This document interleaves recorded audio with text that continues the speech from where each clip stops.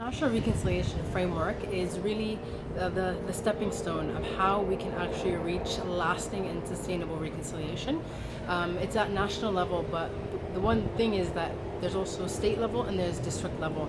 Every single conflict that we see in the country is completely different than one another, and it's not one puzzle piece fits all. So with this framework and with state-specific and district-specific plans, we'll be able to work towards a peaceful Somalia. Somali, she says, which is Somalia at peace with itself. This is the guiding document that will get us to eventually a very peaceful and stable Somalia.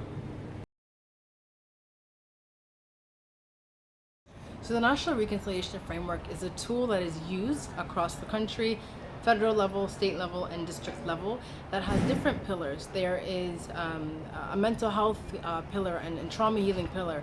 We are a country that has gone through 30 plus years of civil war, and nobody has really discussed the grievances and the trauma that has affected these communities and the Somali people in general. There's a chapter that will go through that, and we'll talk about how can we actually find a resolution for that and how can we address the trauma.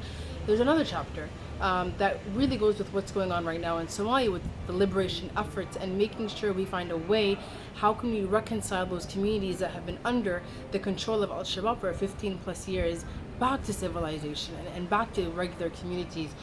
So it's really a step-by-step guide on how at the grassroots level, village level, they can work towards a reconciliation. So it's just like a map, a roadmap that we use in Somalia to help us get lasting solution that is sustainable and that is agreed upon at different levels with the justice sector in there, with the police sector, and your elders, religious elders, traditional elders, women groups, youth groups. So it's a document that kind of brings everybody together to get that lasting peace.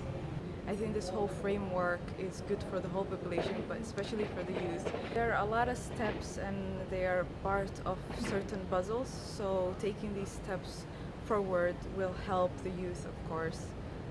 It's better than how the situation used to be. I work in the peace building field for a while now, for 4 years, and this is a good step. This is a step forward. And